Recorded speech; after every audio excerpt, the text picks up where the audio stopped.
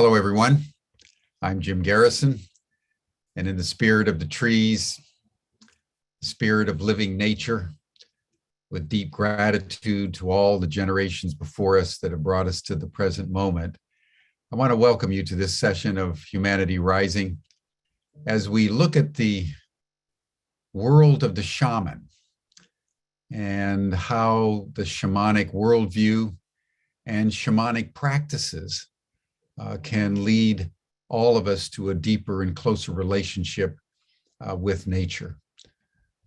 Over the last 2.5 years or so, as Humanity Rising has been broadcasting, over and over again, speaker after speaker has said probably the most obvious fact in the world, that the reason why humanity is in such a predicament, the reason why we're letting climate change spin out of control, the reason why we are relentlessly going into war, the reason why we exploit the environment and human communities, in the end, is because we're so disconnected from nature.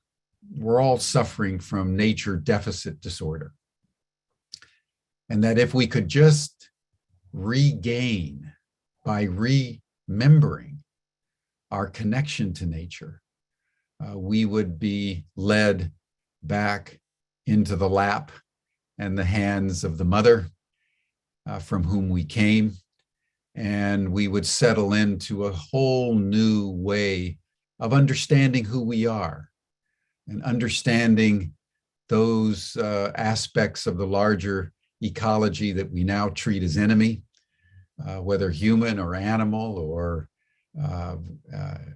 ecological, and we would be able to create the kind of abundance that all of us seek, but somehow none of us are able to gain.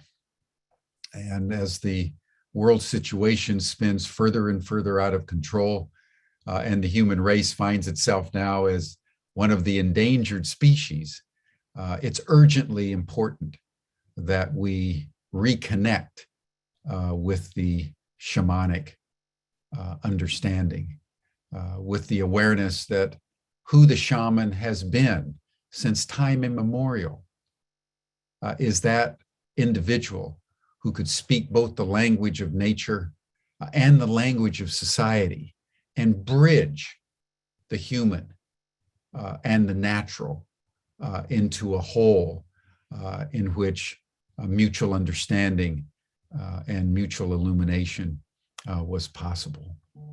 So that's our subject today, and we are very pleased to have an individual who is both very well versed in the way of the world and very deeply versed in the way of nature. But before we jump into that dialogue, let us pause as we always do and just take a moment to center ourselves in our bodies with the awareness that our bodies are nature. We are nature. We are nature speaking and listening to nature on Humanity Rising.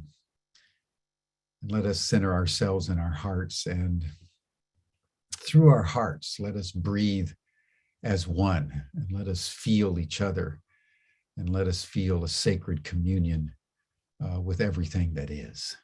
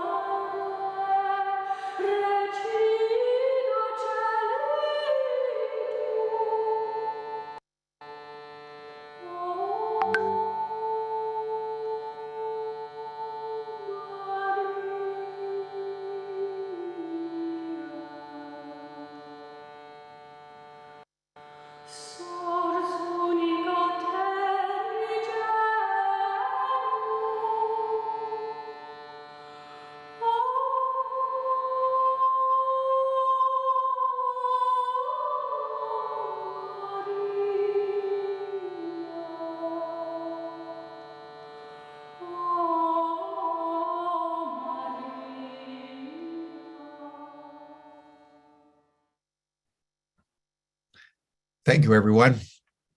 And now it's my great pleasure to introduce to you John Perkins, who I've known for many years since I first read his original edition of The Confessions of an Economic Hitman when I was at Cambridge doing my PhD dissertation, John, and was just struck by the insight and the willingness to make a confession as a member of the elite order of our international multilateral institutions.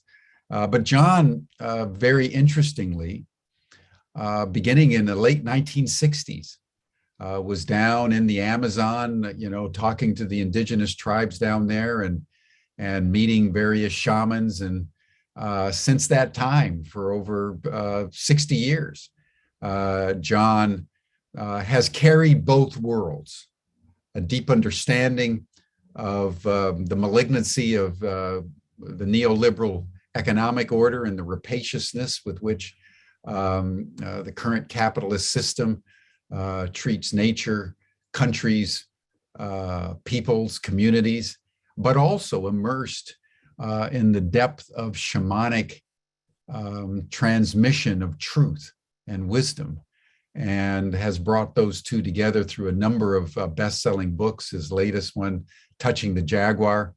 So John, welcome to Humanity Rising. I know you have your third edition of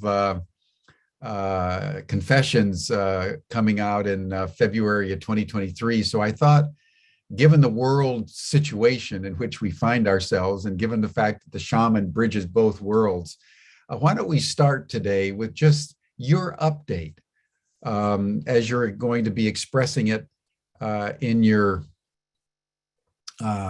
forthcoming book of how you're viewing the current global situation. And then we'll segue into a discussion of shamanism, which was really the point of this particular session. But welcome. Thank you, Jim. It's great to be with you again. And I wanted to mention how beautiful that music was you just played for the opening blessing, I'll call it. Just very, very beautiful, moving, inspiring, and relaxing all at once.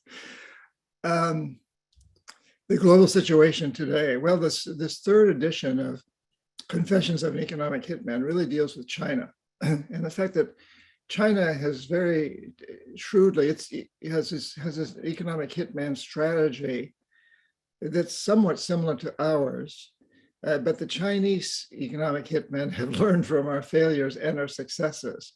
And quite frankly, they've outmaneuvered us around the world. So today, China is the #1 trading partner and investor on every continent, including the United States. We buy more from China than anybody else. And it has really taken over. Now, things right now seem to be changing a bit. China's economy is slowing down. I think President Xi is going through some very difficult times, frankly, in China. I was just with a couple of very high up people from the Chinese government a couple of days ago. And, this turmoil there too, this turmoil around the world, the global situation, I think we can describe best as being in deep turmoil. And I truly believe, Jim, that this is our Mother Earth, what the indigenous people call Pachamama, speaking to us. Back, you mentioned I was in the Amazon and I was a Peace Corps volunteer in 1968, living in Shuar territory with the indigenous people for three years. And even back then, they were talking about the prophecy of the eagle and the condor.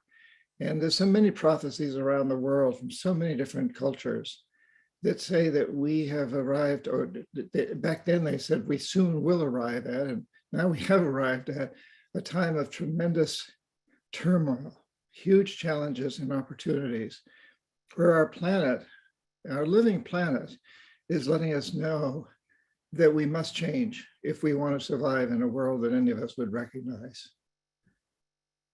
And so our global perspective today is one of extreme chaos.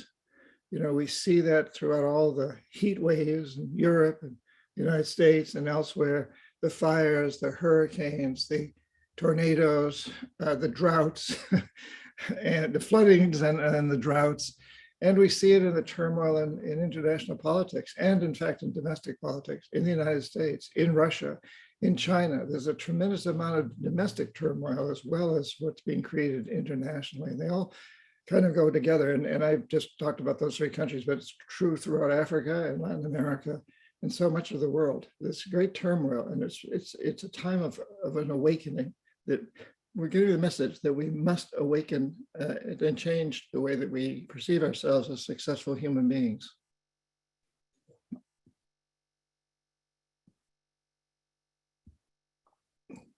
Take a few minutes, John, to talk about your awakening. I mean, here you were working as an official of the International Monetary Fund, and you somehow woke up. And most of your colleagues, I'm sure, are still asleep. How do you attribute your awakening, and just recount to us how it happened? Yeah, it's a complex story, Jim. I'll try to keep it simple. I grew up an only child, son of teachers in rural New Hampshire. And because my parents had the summers off, we spent our summers in our cabin in the woods on a lake in New Hampshire, a cabin that had been built 100 years ago by my grandfather. I still own it and we'll be going back there soon. Every year. I go for a couple of months. But it was a very lonely thing for me as a kid, as an only child. There were no neighbors, no other kids around. So I spent a lot of time talking to the trees. I was playing, I love the stories of King Arthur and Robin Hood and all these, romantic tales. And I especially like the stories of the American Indians. And in that part of the world, it was the Algonquin-speaking peoples, the Abenaki. And so when I was in the woods, these trees would become, they would become Maid Marian and Little John and the Knights of the Round Table. And I was practicing shamanism without knowing what I was doing, because I really felt the spirit of these trees. I felt it deeply. And I felt deeply connected to the forests. And of course, everything I read about the indigenous people, even in those times, I had great respect for their incredible ability to live as a part of nature, not apart from nature. And that's why I asked for the Amazon when I joined the Peace Corps, because I wanted to live with people who still live that way. But I developed this deep sense of being in touch with. And then when I got out of the Peace Corps, I did what I'd been taught in business school. So I graduated from business school when I went into the Peace Corps.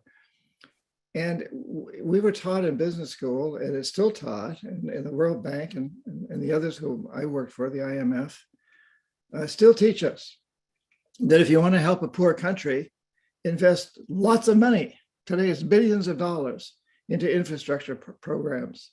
Give the country a loan, but insist that loan be paid to hire our own companies to build highways and ports and industrial parks and electrical power systems and other infrastructure. And you can show statistically that increases the GDP, which is how we measure the economy of countries, the gross domestic product. And so I had the sense when I got out of the Peace Corps that this job of doing these things was a good thing. I'm helping these countries. And I had that job as an economic hitman. My actual title was chief economist. I had up to 50 people working for me at various times. But we were promoting this idea. My job was to identify countries with resources our corporations wanted, like oil, and then arrange these huge loans for that country. But the country never actually got the money. The money came back to our own companies to build these big infrastructure projects. Our companies made huge profits. And the wealthy families, a handful of people in these countries, benefited because they own the industries, they own the banks and the commercial establishments that thrived on more reliable electric power, and better highways and better ports. And our measurements, GDP measures the wealthy, really. It doesn't really measure the majority of the people. as an example, Jim, in the United States today, we know that there's three individuals who have as much wealth as half the population of the United States. You can do a very simple back of the envelope calculation, and you can see that if those three individuals made 10% on their assets last year, and the rest of the country and half the country lost 3%, and the rest of the country remained steady, the overall growth rate would be something between 3 and 4%. And so it would look like the whole country prospered, when in fact the opposite was true. The only people that prospered were three individuals and their families. But it took me a long time to figure that out, because that's a hidden truth. And it's not taught in business schools. And once I understood that issue, then it took me a while to get out. I was making a lot of money. I was traveling first class around the world. I was getting to experience things that I only dreamed of as a kid.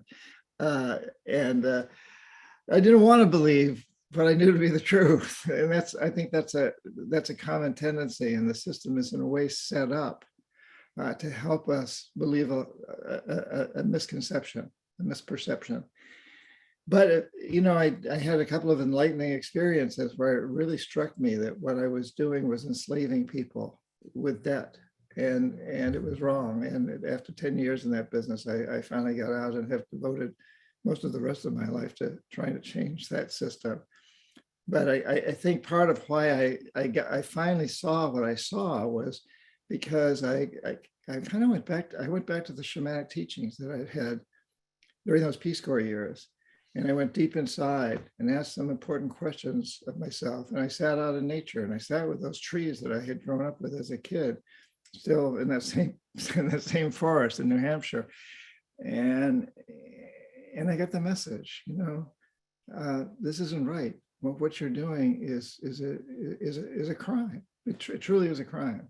And what we're seeing now is it's destroying everything, and nobody's going to benefit. Nobody thrives on a dead planet, including the extremely rich. And just to make a very obvious point, but very recent, that what you're talking about hasn't really changed. When we think of 50 billion in foreign aid to Ukraine, with great fanfare and press conferences, that money's not going to Ukraine. I read an analysis just last week that almost none of it's going to Ukraine. Actually, it's going to the military industrial complex in the United States, just to build more weapons that will then deliver to the Ukrainians for free. Exactly. Yes. It's a remarkable thing that when you think of how the governments create this fantasy of goodwill and compassion and support, the money never leaves the border, and so the situation that you're now describing about 40, 50 years ago is still in place, and in fact, in many cases, is worse than when it was when you were learning the realities. It's much worse, because in my day, this was sort of done on a national level. It was not sort of, it was done on a national level. So I didn't really care whether Bechtel got the ultimate contracts, or Brown and Root, or Stone and Webster, or Halliburton, or General Electric. I just cared that it came back to the United States, and that my consulting company got to play a role in it. It's a fairly small role compared to the big construction companies, but still significant for us. That still goes on. But on top of that, today, every major corporation has its own economic hitman. So, I don't care whether you're talking about Walmart or Exxon or Amazon, or every multinational, international company has its version, but they're just out there promoting that company. And, we see that within the United States as well as outside. A classic example is a couple of years ago when Amazon opened a competition to see what city would get their next big facility. and Atlanta competed against New York, and there were other cities. New York won. In the end, and the competition, the economic hitmen go in and they say, hey, which city is going to give us the biggest tax breaks? Where do we not need to pay? We're going to use a lot of police. We're going to use the fire department. We're going to use, we're going to use your roads and your airports. We're going to use all these things, but we don't want to pay for them. Who's going to give it to us for free? And who's going to give us the best labor rates and so on and so forth. So these economic hitmen go in and they're brutal, and they make a huge case.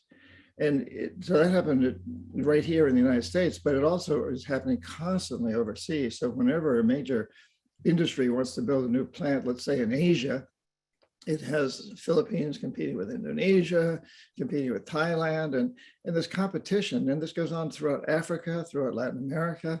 So now we've got every major corporation has the same policy.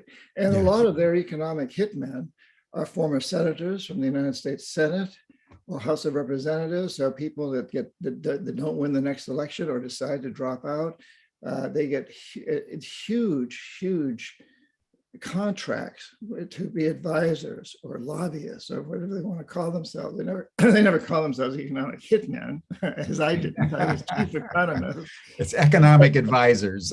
yeah, and they're very powerful and they're very good at what they do. And now, as I said earlier, the Chinese are doing it even better. And in the case of the Chinese, most of their corporations are owned by both government and private industry. So you don't even have that conflict between government and private industry in the Chinese companies. You've got a much more coordinated effort, which is extremely efficient, frankly.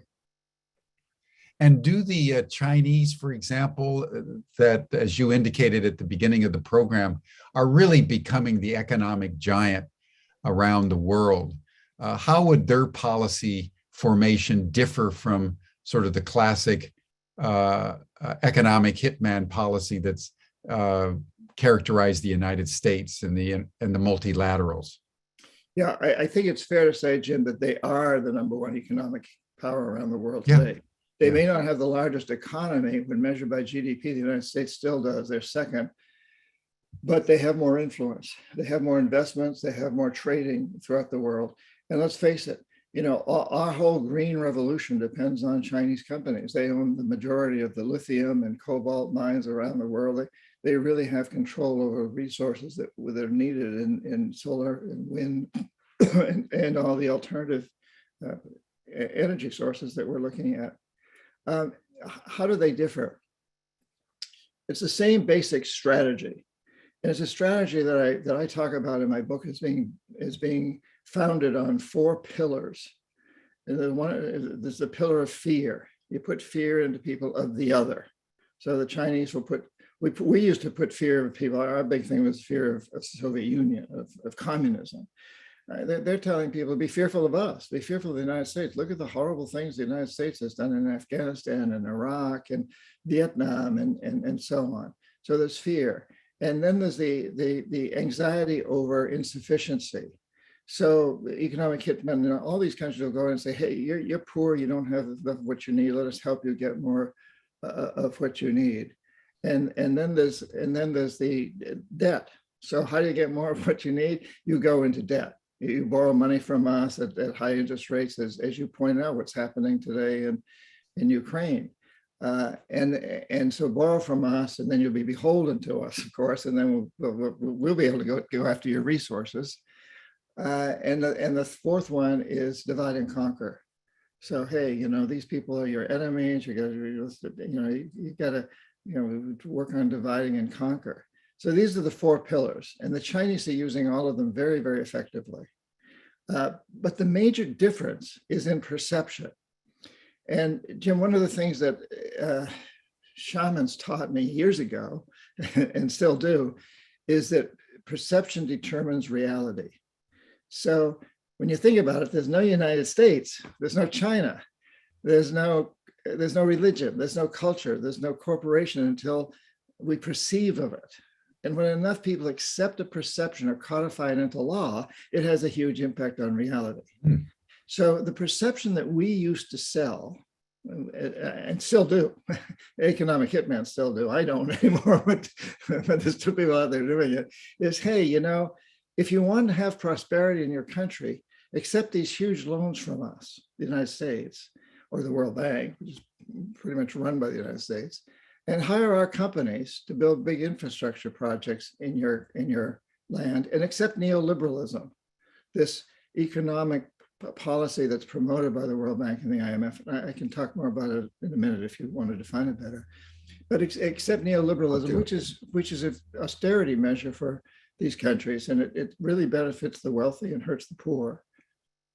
And that's been the perception that we've sold, that's how you gain prosperity for everyone.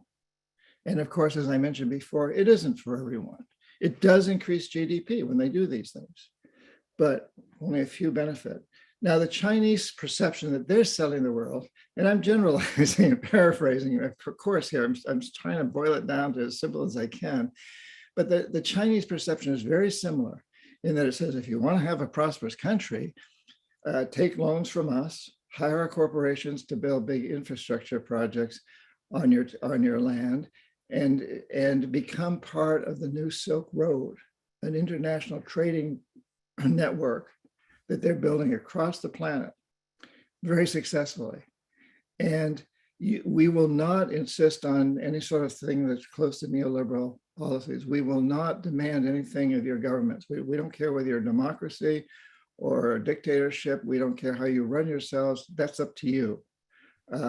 But so it's the same idea of investing lots of money, getting your companies in there to get out the resources, but it's got that little tweak in perception of the tweak really is, we won't treat you as a colonized country. That's a perception. It's not true, but it is like so much of all of this, it's based on false perceptions. But that's the perception that's sold, and it's extremely attractive to countries who are used to colonialism throughout Latin America, where they've seen colonialism from the Spanish and the Portuguese and more recently from the Americans, and throughout Africa, where they've seen colonialism from the Dutch and the Germans and the English and the French and now the Americans and so on. And so anybody comes in now and says, hey, we're not going to colonize you, and we're going to make you part of this huge international trading network. That's extremely attractive. Sure. And, the Chinese attractiveness is there's no military component to it. So there's no coercive. You think how many times the United States has militarily intervened in Latin America and the Middle East and around the world for the Chinese to come in and say, we don't do any of that. We fight the imperialists just like you do. We just want to have economic relations. It's vastly more attractive to countries that have been under the colonial boot, in some cases for centuries. Yeah, I mean, the Chinese have that's a very important one. I'm glad you brought that up. That always, and I didn't mention before, but when I would go in and talk to leaders and convince them to take these loans, my argument basically was, hey, take these loans and you and your family are going to prosper. And you can sell this to your country that everybody's going to do a lot better in the whole country. And a lot of those leaders believed that at the time, that was, these models that showed that. But also, I could say, and if you don't buy our deal, the jackals will come in. And these are CIA assets and military that'll overthrow a government, organize a coup, or kill or take out a president. And we have a long history of that with Allende in Chile and Arbenz in Guatemala and Mossadegh in Iran and Lumumba in the Congo, Diem in Vietnam. You can go on and on and on. There's a long history of that. And yeah, the Chinese at this point don't have that history at all.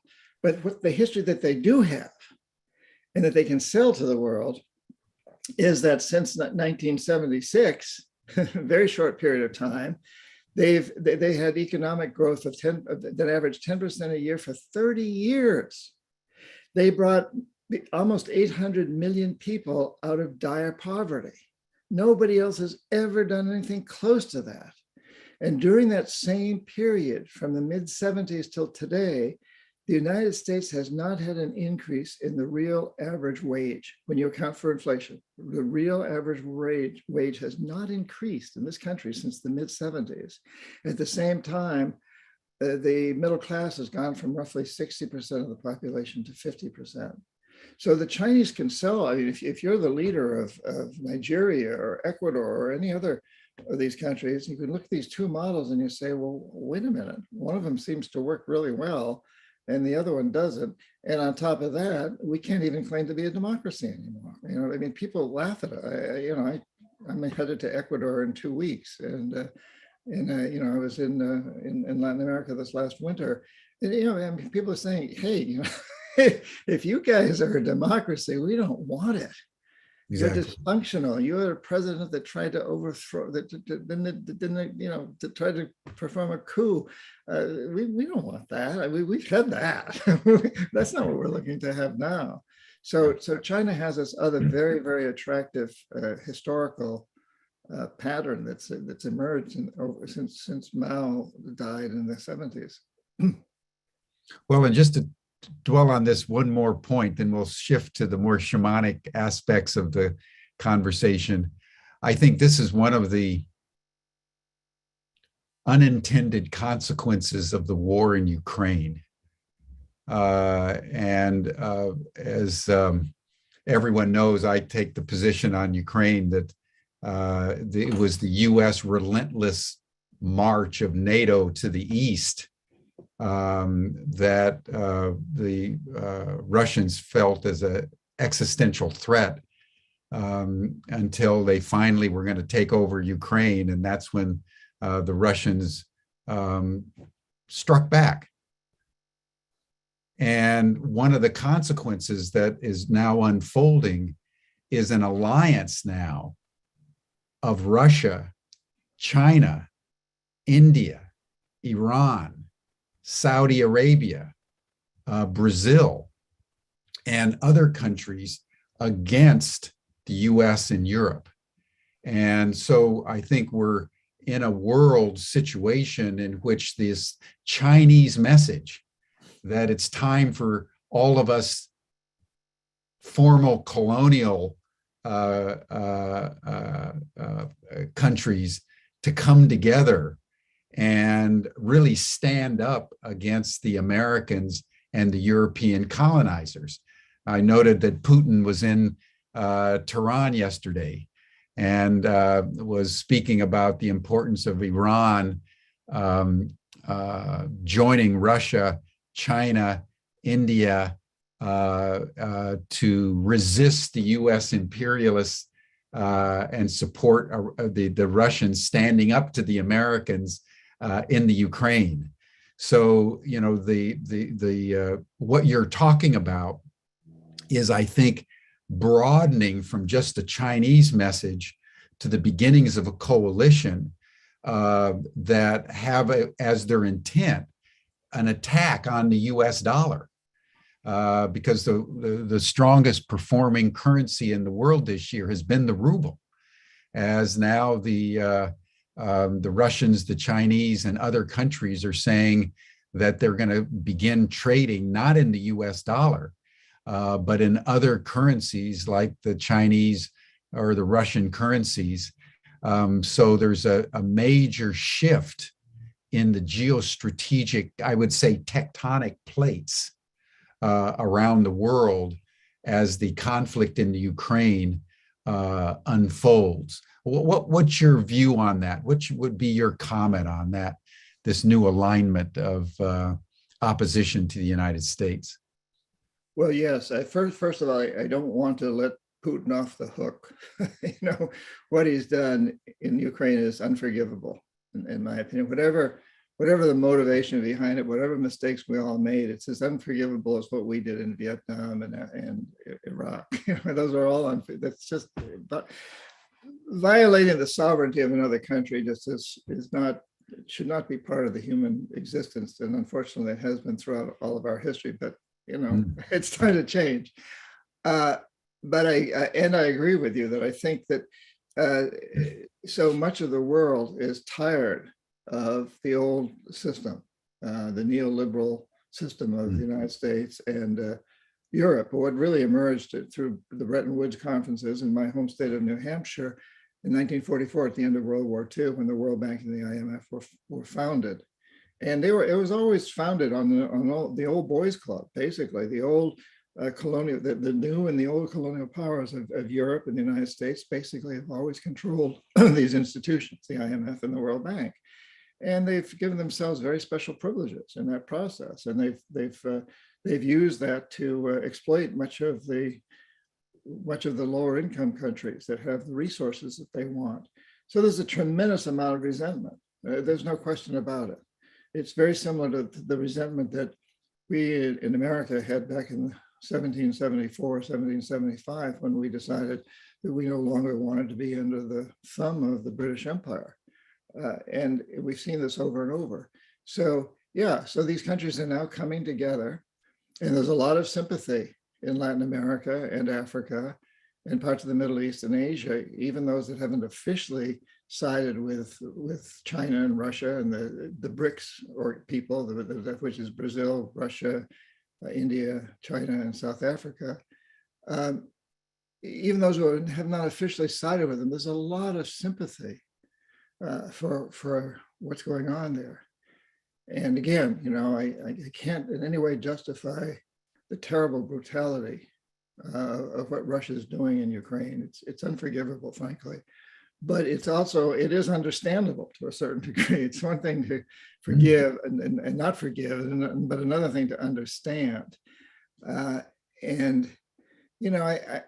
think at the same time, it's also caused a huge problem in that we're not really looking at climate change anymore. I know President Biden is speaking, I think it's tonight, on climate change because he's understanding, well, we've gotten distracted from perhaps the most important, truly the most important issue facing the planet today. The symptom of a failed economic system is climate change. And in fact, we're going in the opposite direction, demanding that we drill for more oil, or the Saudis drill for more oil, and so on. So it's had a the war has had a very negative impact on the more or less positive direction that we were taking around climate change.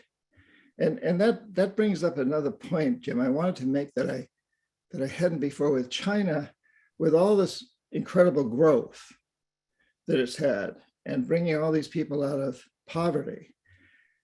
I want to point out that there's also been a huge cost to that. Sure. And I taught at an MBA program in Shanghai, a Chinese MBA, Masters of Business Administration program a few years ago.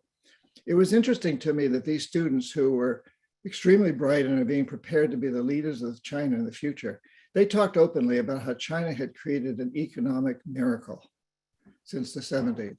But they were very quick to point out it's come at a horrible cost economically and socially. But they said, we've had to live with horrible pollution. We students, we haven't been able to breathe the air in our cities. We've seen terrible pollution of the water and the land. We don't want that for our kids. We've proven that we can create an economic miracle. And now we, the next generation, we are determined to create a green miracle. That's what I was told a few years ago. I think they totally believed it. Will they do it? Will they have the opportunity to do it? Will the institutions be there to allow them to do it? I can't answer those questions, but I do feel that they were extremely sincere in wanting to see that happen because they have gone through what no young people in the United States had experienced at all, which is, smothering in cities. Well, there was a short time in Southern California where that did happen, but for the most part, we've been isolated. And they also will point out, as the Russians will point out, that they've got enemies all around them historically. We've got Canada and Mexico in the Atlantic and the Pacific Oceans. And all of those have been pretty friendly to us for at least the last couple of hundred years. So we haven't grown. Due to the Monroe Doctrine. What? Due to the Monroe Doctrine that we wouldn't allow them to have any other option. That's true. And the fact that we took about half of Mexico to create Texas and California and New Mexico and so on. Yeah. But the fact of the matter is, we have our young people they're determined to stop climate change, and it comes from a much more intellectual standpoint, which isn't bad. It's a fact. It doesn't come from having experienced the terrible environmental and social degradation that the Chinese have experienced, even though we've certainly had our share of social degradation and environmental. The young Chinese are closer to that in personal experiences. Yeah. They've been through, massive poverty and massive social dislocation due to the revolution.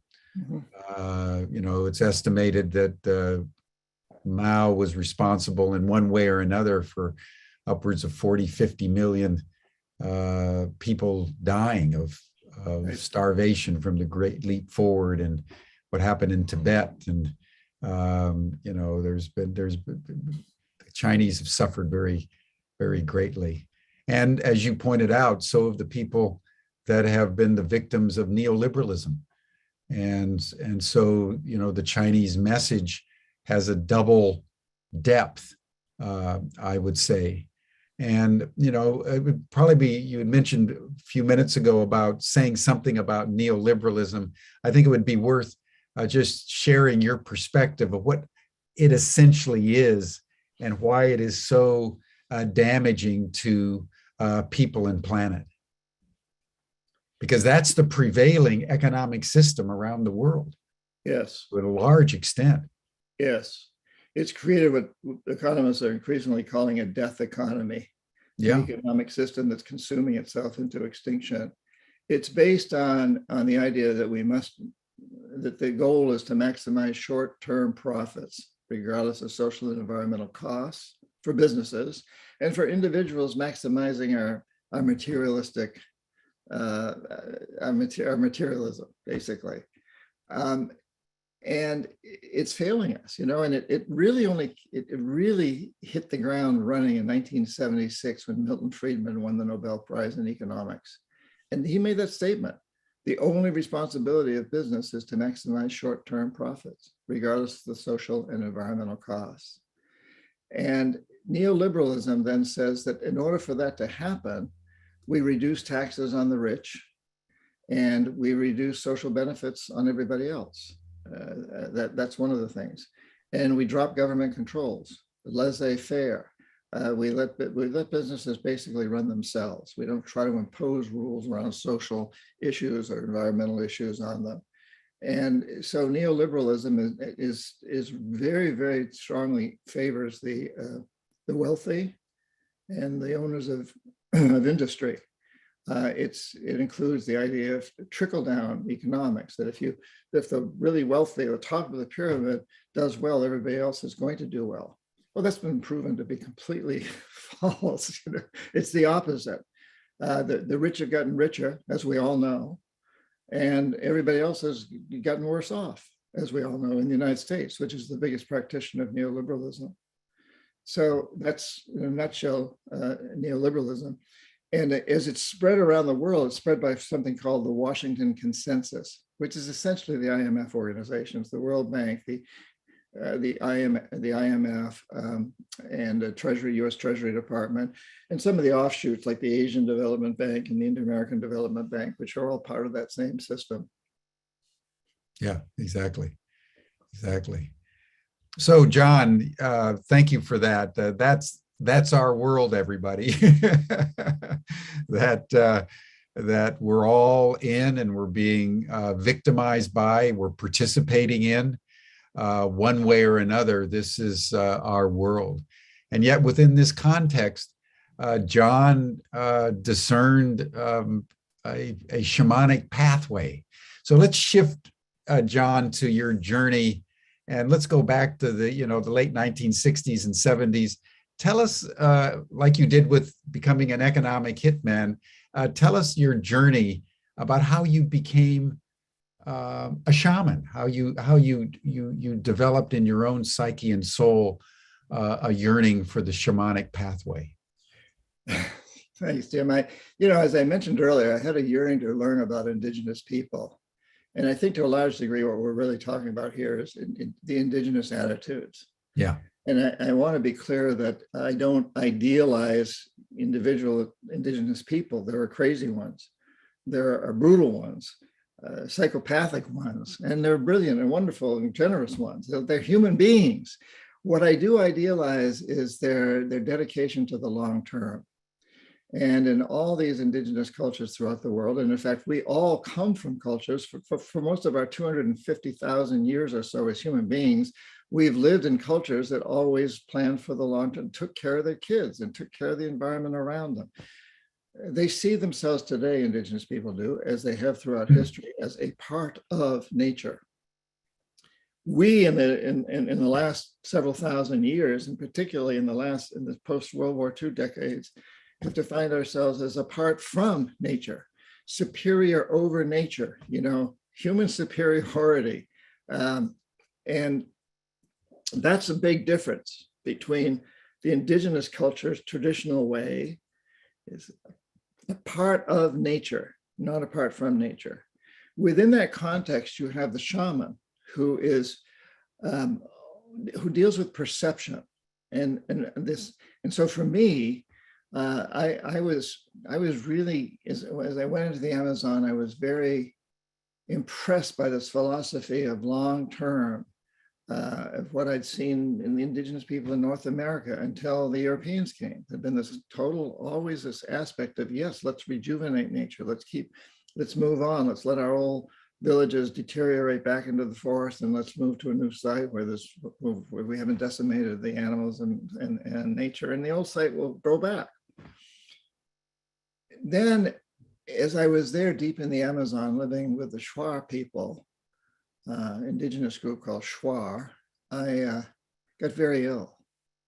I couldn't keep any food down. I lost a lot of weight in a very short period of time. I could barely walk, and I certainly couldn't do the terrible 3-day journey to the nearest medical facility, which included a day of hiking through very dense jungle and then trying to get up into the Andes where the cities were. I'd resigned myself to dying, frankly. And a shaman offered to heal me. This is a guy who was very scary. He was very short, but he was essentially naked, a loincloth, covered with tattoos, fierce-looking character. But as the school teacher, who was the only person I could really communicate very well with in Spanish, and my Spanish wasn't that good at that time, but I could communicate with him. And the shaman only spoke Shuar, so there was a constant interchange. The school teacher pointed out to me, well, this is your only hope. You can just die, or you can try this. What are you going to do? So the next thing I know, I'm sitting in front of this guy who's now even more fierce looking, because on top of the tattoos, he's got face paint. He's painted his face, and he's humming, he's chanting, and he's making these weird Jaguar-like sounds. And then he sits in front of me and he pours this liquid from a gourd into another little gourd and hands it to me, and I'm told, drink it. And I start to, and it tastes bad. And the shaman pushes my hand and so the translator says, drink it all fast. So I do. And it's ayahuasca, which we now all know all about. But at the time, I'd never heard of it. That'll cure what ails you. Yeah, I've never heard of it. It tasted kind of like the awful cough syrup my parents used to give me.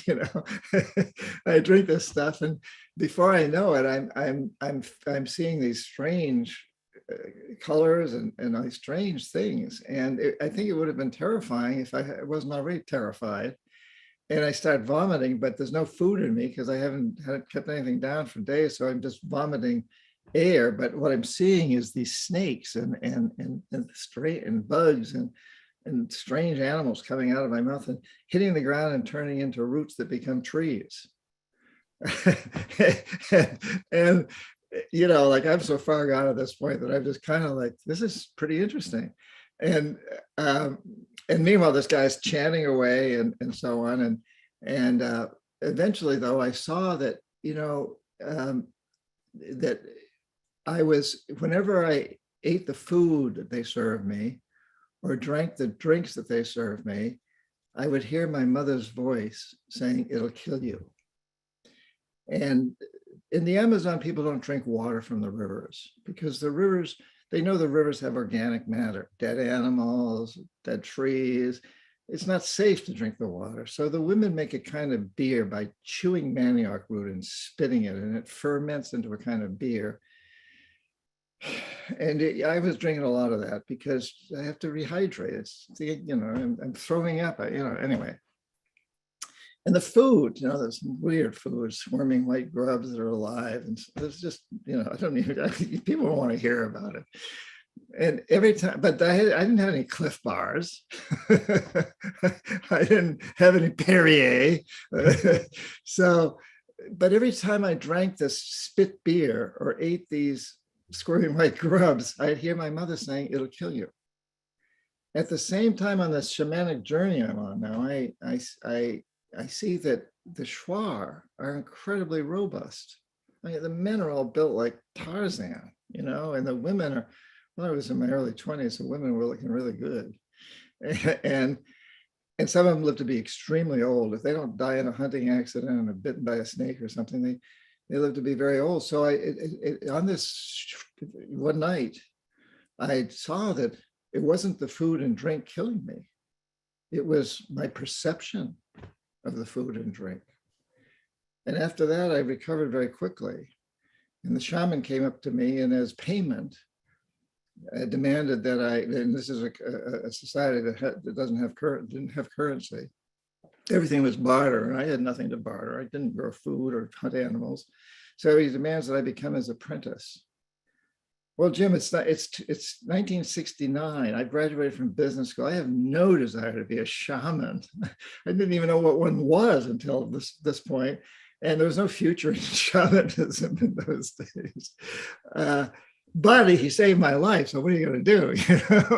And so I agreed. And I spent the next year or so or more studying under him. And one of the most important things he taught me, and I forgot to mention to you, before I had started these visions, I was trying to remember, but yeah.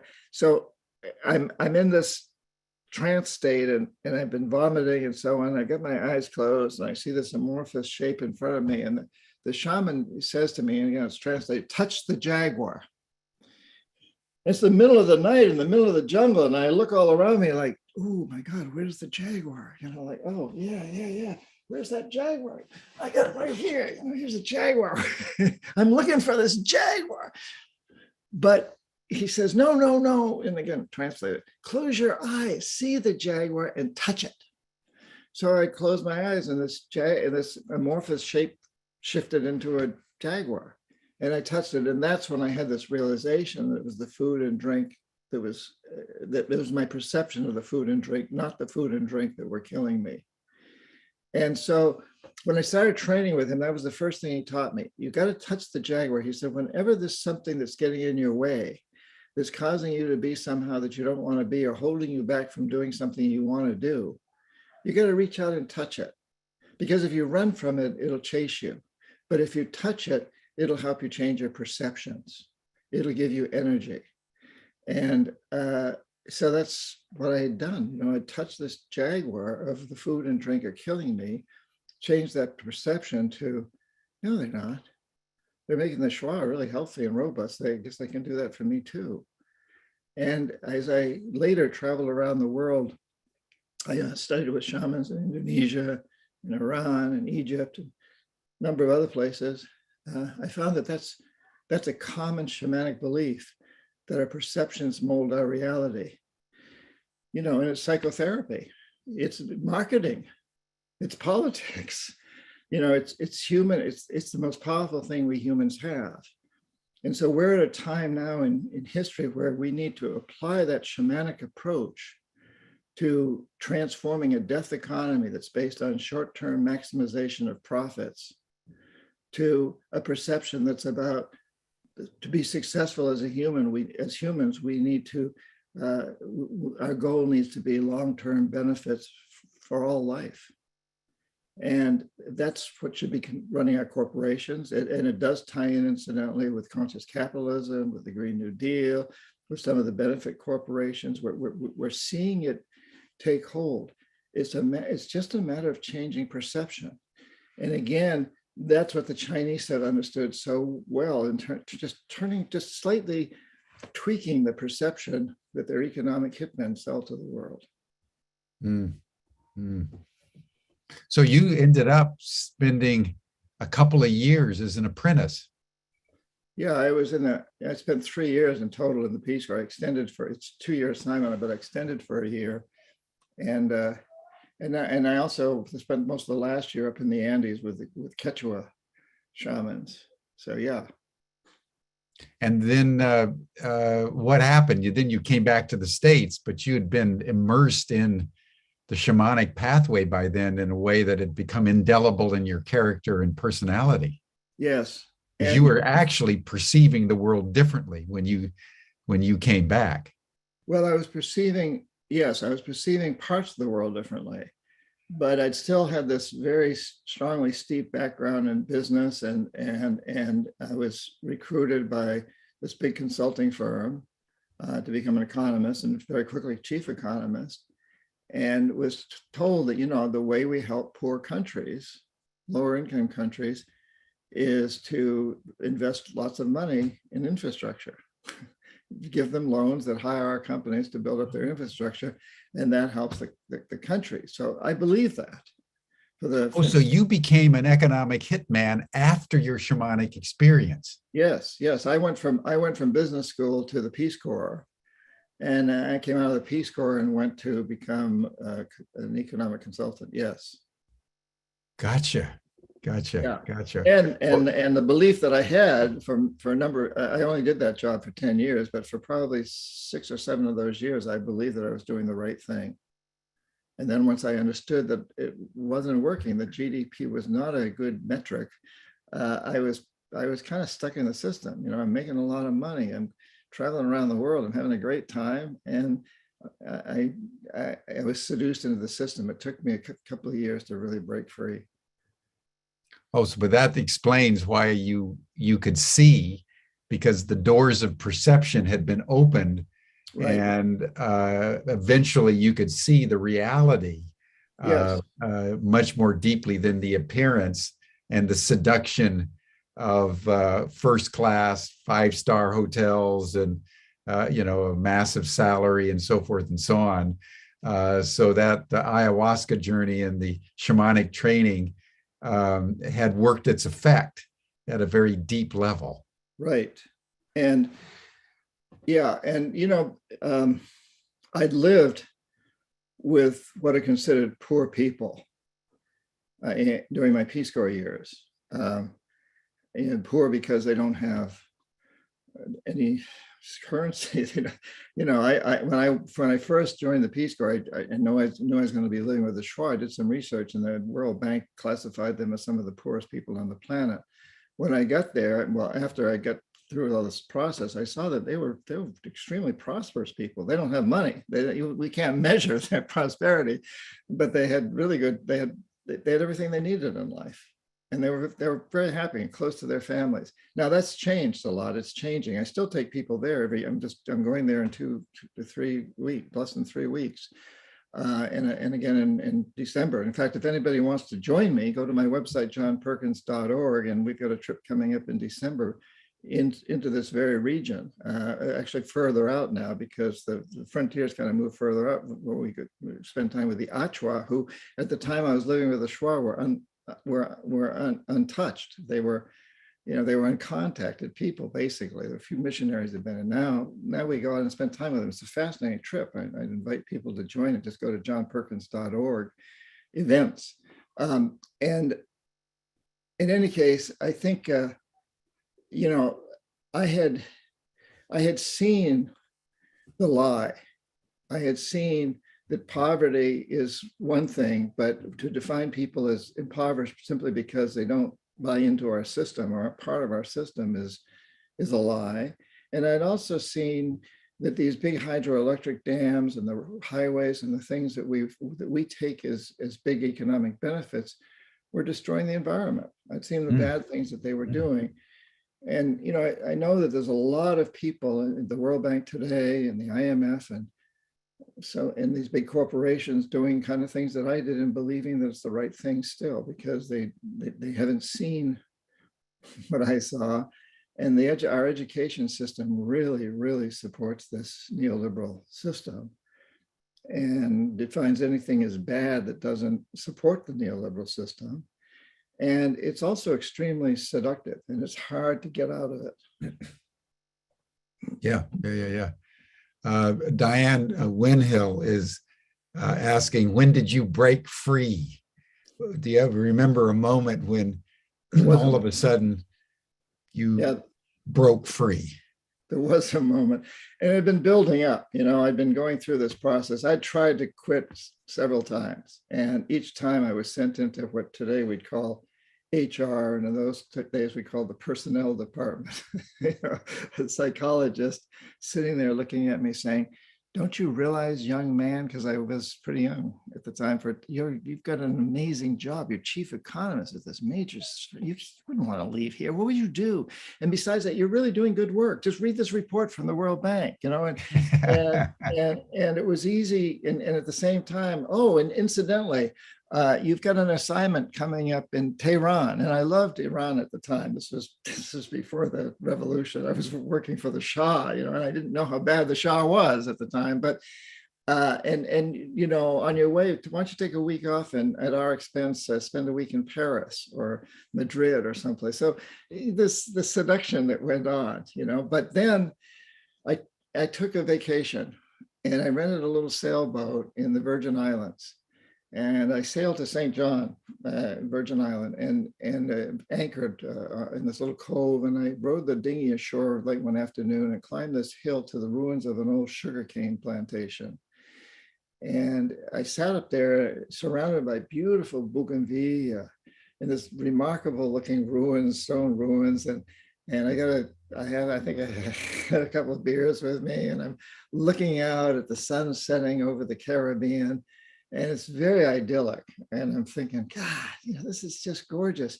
And then it struck me that whole plantation had been built on the bones of thousands of slaves. And then I had to admit that the whole hemisphere has been built on the bones of millions of slaves, not just from Africa. Yes, from Africa, but also indigenous peoples. And then I had to admit that I too was a slaver. I was enslaving people in debt. It's not the same, but it is a form of slavery. And at that moment, now that's, as I said, that things had been building up. But at that moment, I remember getting up, and I write about this in one of the books, New Confessions of an Economic, and then one that's coming out in February. I picked up a big stick, almost a log, and slammed it against the tree. I was furious. I was furious at myself. I was furious at the situation. And I worked out all this energy on this log. And then I sat down and I said, well, what's the solution? The solution is to get the hell out and spend the rest of my life trying to change the system. I know the system. And I also have credibility. I was chief economist at a major consulting firm. I think I get some credibility. Maybe I can do something. And I made that decision at that moment. And a couple of days later, I returned to Boston, where my headquarters were, and I went into the president's office, and I quit. Extraordinary. Good for you. And there's been a few setbacks, but for most of the rest of my life, I have spent trying to turn that system around. Right. And then after you broke free, what was your next move in your life? Did you go back to the Shuar people and immerse yourself more deeply in the shamanic reality? Did you try to reform the system? Did you become a lobbyist, for example? What was your next move, having broken free? It's a good question, and it's a little bit of an embarrassing answer I have here, I think, but maybe not. I'm not sure. I'm never quite sure how I feel about this. But so I know I don't have a job. I'm getting hired for a few small consulting firms, for consulting projects. But I start writing a book describing what I'd been through. And I decided that it would be an expose. I would connect with other people who had jobs like mine. And the jackals the guys that go in and overthrow governments and assassinate leaders. And I started contacting them because I knew a bunch of these guys. And then I get these threatening telephone calls, anonymous, threatening my life. And I had an infant daughter at the time. She's now 40s, and threatening our lives. And I took the threats very seriously. I knew what these guys could do. And at that same time, I get invited out to dinner by the president of Stone & Webster Engineering Company, a big Boston-based firm that was one of the biggest, perhaps the biggest engineering construction company in the United States at the time. And he invites me out to dinner. And he says to me, you got a great resume, John Perkins. You're chief economist of one of our rival companies. We'd like to use your resume in our proposals. You don't have to do any work. Just let us use your resume. Now, this was not an uncommon practice. These consulting firms build up this stable of impressive looking people that they put in all their proposals and say, we can call on this guy if we need to. He's saying, you don't need to do any work. Maybe we'll send you on, on the dinner date once in a while with somebody. But you don't have to do much. And I'm prepared to write you a check tomorrow morning for $500,000. Well, Jim, this was the late 80s. $500,000 was worth a lot more than it is today. And it ain't nothing to blink at today. So I'm getting exactly what I've been selling as an economic hitman. I'm getting the threat of the jackals coming in and killing me and my daughter. And I'm getting the bribe of, hey, here's a lot of money for you. And because at this point, he says, just don't write that book. He knew, some of those people that I'd contacted, he found out that I was writing the book. He said, you can't write a book like that and to work for us. So the threat and the bribe, the money and the pistol kind of thing. What would you do?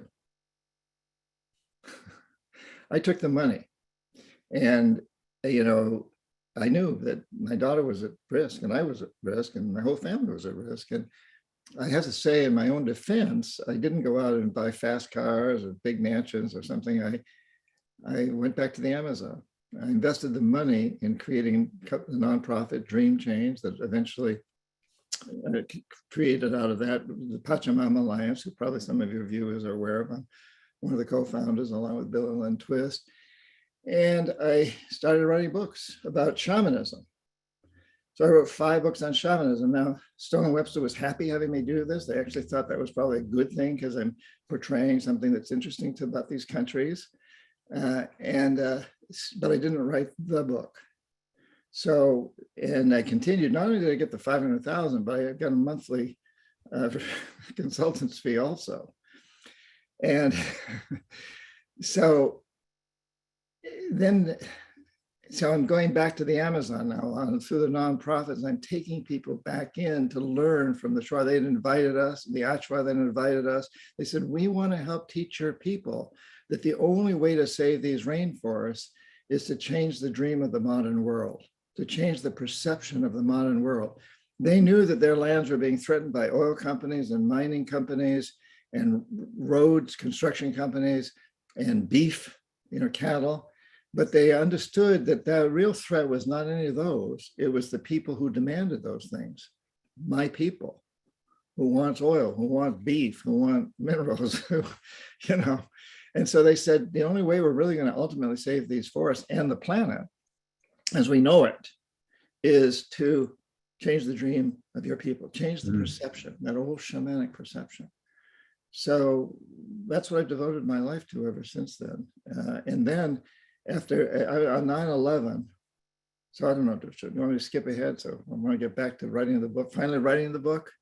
Yeah, tell us how you finally wrote the book. Yeah. So knowing the jackals were world out of shamanism once again. I mean, really immersing in it, taking people.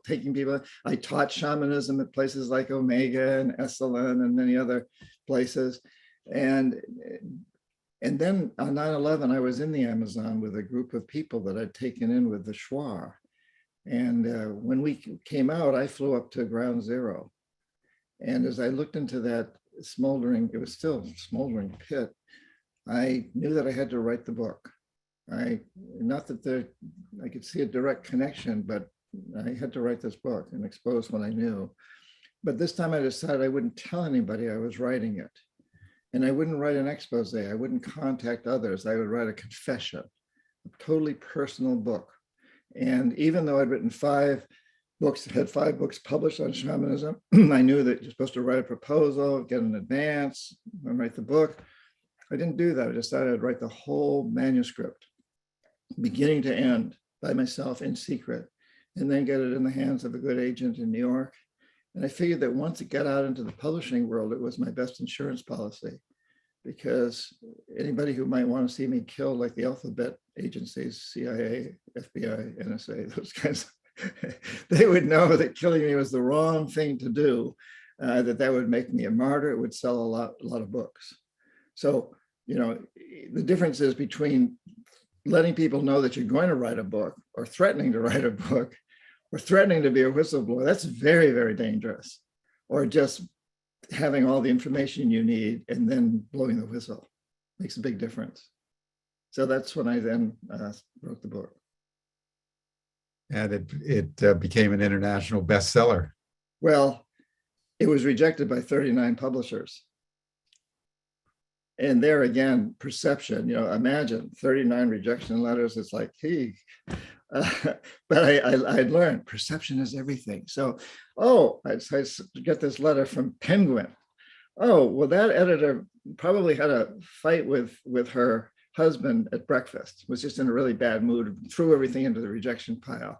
And this editor, he probably came in with a bad case of the flu or something. You know, so I learned you gotta adjust your perception. And then they all tried to be kind of political. You know, they all would say, "Oh, it's a good book, but it's not right for us right now.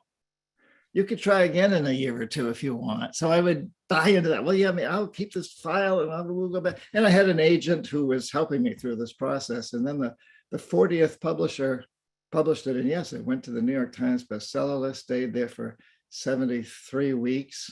It's now sold well over 2 million copies in 38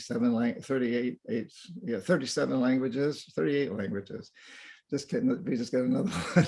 So it's done very, very well. But it's a great, you know, anybody out there who is dealing with any kind of rejection at all, just change your perception. It's not a rejection. It's just it's an incentive to try again and try harder. That's beautiful. That's beautiful. Just fast forward in the interest of time here to Touching the Jaguar, because that's your most recent, if I remember correctly, and also a well-selling book. And just speak to us a little bit more about the relationship between perception and touching the Jaguar. What does that actually mean to you? And what should it mean to us? So in the interest of time also, let me share what's at the end of the book, which doesn't mean you shouldn't read the book because it all builds up to this and there's more detail. But there's 5 questions. At the end of the book, I say there's a you know, we can each do it's about a 10-minute process. It could be 5 minutes. You could do it every day. You could do it once a week or whatever. And it revolves around 5 questions. And these questions are: 1, what is it I most want to do for the rest of my life? And please don't write this down. Buy the book. 1, what do I want to do for the rest of my life? What will give me the greatest satisfaction? What will give me the greatest bliss? 2, how can I do this in a way that's going to help transform a death economy, a failing economic system that's destroying life as we know it, into a life economy, which is an economic system that pays people to clean up pollution, to regenerate destroyed environments, to recycle, to develop new technologies that don't ravage the earth. We've been in the process of doing this. We've taken a bit of a setback now with the pandemic and the war in Ukraine, but we need to transform this death economy to a life economy. So 1, what is it I most want to do? 2, how can I do this in a way that'll promote a life economy? And I want to give you a couple of examples, and then I'll go through the other 3 questions. So for me, I'd say, what do I most want to do for the rest of my life? I want to write. I love to write, Jim. I just really enjoy the process of writing. And I have a friend who's kind of the opposite end of the spectrum. He's a carpenter. He says, I want to work with my hands in wood. Second question, how can I do this in a way that'll transform a death economy to a life economy? I'd say I'm going to write about these things. I'm going to try to inspire people to get involved, to make that happen. And my carpenter friend would say, I'm going to just use sustainable materials in building things. And the third question is, what's stopping you? What's the Jaguar? What is that Jaguar that you're looking at there? You know, what Jaguar is looking you in the face and saying, you can't do that. You can't do that. What's the Jaguar? And for the writer, it might be, well, I just don't have enough time every day to write. And I know to really be a successful writer, I've got to write every day. And for my carpenter friend, it might be, well, my clients don't want to pay the extra price for sustainable materials. So those Jaguar. And the fourth question is, when I touch that Jaguar, how does it change my perception? So I touch the Jaguar as a writer, and the Jaguar says, well, just don't watch television for an hour 4 nights a week and write instead. and the Jaguar tells my carpenter friend, hey, tell your clients that the additional price, if there is one, isn't a cost, it's an investment. They're investing in the future for themselves and their children. And then the fifth question is, excuse me, what actions do I take every day? For a writer, that you got to write. Maybe not every day, 4 days a week. Yeah, got to write. And for the carpenter, start building things with sustainable materials and spread the word. You know, let your clients know, hey, let the kids know, hey, your mom and dad paid a little bit extra for that cabinet over there, for this cabinet here, or for the house. But they were investing in your future. And so I think every one of us can ask those questions. You know, we all know there's certain things we can do. We can shop more responsibly. We can drive cars less. We can eat less or no meat. There's all kinds of things we know we can do. We know we can enter into consumer campaigns, which do, especially social networking consumer campaigns, which do have an impact. There's many things that we all can do like that. But each one of us as an individual has our own individual offering. And it doesn't matter whether you're a teacher or a plumber or a construction worker or a parent or whatever you are, you can apply those 5 questions. And the answers to the last 3 will change periodically. So once I've decided I'm going to take time to write and so on, then the next one is, well, what am I going to write about? That's the next Jaguar. And then the next one is, well, what's the first sentence? What am I going to write about today? So as we move through that process, if we do it on a regular basis, it can be extremely, extremely powerful. And as long as it's all driven by the goal, the ultimate goal of every one of us doing what we most want to do in life, which is what makes us successful, and at the same time doing it in a way that helps to transform the death economy to a life economy, that makes the world in the long term a better place for all life. If we can all do that, things are going to turn around, and they can turn around very quickly. Now, are these upcoming trips that you're taking down to the Amazon, are they being done through Pachamama Alliance? Once a year, I do one with Bill and Lynn Twist, the co-founders, and our woman who runs our office in Quito, and Daniel Cooperman. That's the one in August, in less than 3 weeks I'm doing. But the other ones I do one to the Kogi of Colombia, and the Maya of Guatemala, and the Achua and Shuar of the Amazon, and beyond the August one. There's the next one to the Amazon is in December. Those are not part of Pachamama Alliance. Those are just done through me and my Ecuadorian partner. His name is Daniel Cooperman, who I've known since he was 10 and I was 21. And in the Peace Corps, his dad befriended me. And we've been doing trips together since the 80s. And he's a remarkable trip guide, organizer, and shaman. Fantastic. Yeah, and there's information about him and the itineraries of the trips on johnperkins.org. Yes. They're fun and they're educational, and you really get close to these indigenous people who Danielle and I have known for decades. They trust us. They've invited us. They want people to come and learn from them. And on those trips, we never take more than 15 people. So it's a small, intimate, wonderful group always. Right. Well, well remember my trip down to Ecuador with Lynn and Bill and my eldest son, who had just turned 7. And we went down into the jungles and, up the Amazon River, way, way beyond civilization, and did the ayahuasca journey. And it was an extraordinary experience that I think everyone should have at least once in their lifetime, just so you can immerse yourself in that way of being that is before civilization, and remember what you would have been like Yes. thousands of years ago. Yes. And incidentally, a couple of things I want to mention. One is that most of the travel in the jungle, I mean, we have options for beautiful hikes through the jungle, but a lot of it's done, as you know, Jim, in canoes on the river. And so people don't have to, I mean, we've taken people of all ages and all physical conditions. And if you're incredibly fit and want to run through the jungle, you have that opportunity. But if you're on crutches, you can still do the trip and great experience. And I also wanted to give a shout out to a good friend of mine named John Cobb, who's 97 years old. And he's very close to the Chinese, and he's formed an organization called the Living Earth Movement, LEM.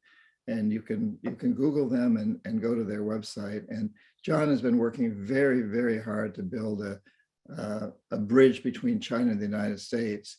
And I agree with him that in the long term, the solution for what the problems we're facing today has to be that the United States and China somehow have to come together to transform this death economy to a life economy. We can disagree on everything else. They can fault us for Afghanistan and Iraq, and we can fault them for the Uyghurs and Tibet and Taiwan and so on and so forth. We can disagree on a lot of things, but let's agree that in order for all of us to survive, we've got to come together. Together, these two countries have about 47% of the world's GDP and an equal amount cause an equal amount of the world's pollution. And if we've got to come together. And John Cobb, remarkable, in 97 and totally brilliant. And so if you Google John Cobb, COBB, or the Living Earth Movement, you can. Is that John Cobb, who was the process philosopher? Yes. Oh. Yes, and he's very close to Chinese people. I think there's 36 institutions in China now that he's helped form that are teaching the process philosophy. Fantastic. Yeah. Fantastic. Yeah, I remember reading him during my doctoral work on process philosophy. That's the same John Cobb. Isn't that amazing? It is, and he just celebrated his 97th birthday a few months ago, and he's going strong. I'm on Zoom with him just about every week. We have a group of us have meetings, and yes, he's an amazing, remarkable human being, and very highly respected in China, as in the United States. And so, and there's a number of people like that are working to form a bridge between the two countries to say, let's compete on many levels, but let's join together to make sure that we all survive. Yeah. Well, I've been feeling that same impulse around Russia, having been working at Esalen during the Reagan era, when the threat of nuclear war was so intense, and engaging, in what we called then citizen diplomacy with Gorbachev and so forth, at a moment when the hostilities were, almost as intense as they are today. How do we as the people, when our nations and our leaders are at war for whatever reasons, how do we, the people, reach out to the other side and embrace Russia rather than being in conflict with Russia, embrace the Chinese rather than being in conflict with the Chinese, embrace the Iranians rather than being in conflict? I mean, so our governments are forfeiting responsibility and leadership at almost every level. And so I applaud what you're doing, John, and extend my deep respect to John Cobb the next time you talk to him, as someone who's read many of his written works. It's this kind of quiet diplomacy at times such as these that can work a certain magic in the invisible realm that keeps the world from completely falling apart. Right. Yes. Yes. And I think incidentally, I think you should have John Cobb on your show. He's great. He's very eloquent. Yeah, I mean, it's important to separate our leaders from our people, from the people of the planet. And I've been on Russian television a number of times in the past month or so, and also on Ukraine television or podcasts. And it's very, very interesting to me, even in Russia, after the official show, I'll ask if the person, the host or whoever I'm talking to, if we can have a private off the record conversation, and there's a tremendous amount of concern in Russia about what's going on. A lot of people don't like it, but then again, they're always quick to point out, but on the other hand, Putin is very popular. He brought our country out of dire straits under Yeltsin. Before him, the country just was really, and after the dissolution of the Soviet Union, and Sure. under Putin, it prospered economically. So he's still glowing in the aura of what he did in the past. And yet I think at this point where we're hearing that a lot of the soldiers are not Russians, they're mercenaries, they're not necessarily Russian soldiers. And I think it's really important for us to recognize that the peoples of the world must come together regardless of who our leaders are. Yeah, definitely. Well, John, thank you so much for your time and your wisdom and your perspective, your perception today, both about the complexity of the world and also about the shamanic path. It's very important for all of us. So I recommend his latest book, Touching the Jaguar. Everyone, you can go to johnperkins.org. Any of those trips would be a wonderful thing to do if you haven't been down to the Amazon. It's a once in a lifetime experience, whether you're young or old or healthy or infirm. It'll take you into a realm of culture, geography, and perception that will illumine your soul. So, John, thank you so much. I deeply appreciate your time, and we'll stay in touch, my friend, and good luck on your journeys. Thank you, Jim. My deep appreciation for all that you do. And I appreciate being on your show. Thank you. And keep up your great work. Keep changing the world. That's all we can do, man, is just stand tall in whatever vantage point that we have. And you're doing it in an inspirational way. Yeah. So thank you, everyone. That will do it for us for today. You're welcome to the after session chat. You'll see the link that Stan just put in the chat box. So you're welcome to join a more informal conversation. And then we'll see you then all again tomorrow for Humanity Rising, as day by day we bring people like John Perkins to your attention, and with the intent, I would say, to change perception at a moment when, as Einstein said, the consciousness that produced the problem can't solve the problem. Yes. So what John's been talking about in terms of this shamanic challenge to change perceptions is the work. And once that work is complete, the details will follow. But until we change perception, nothing really is going to change. So this was a very important session, John. Thank you. Thank you, Jim. Thank you, everyone. See you tomorrow.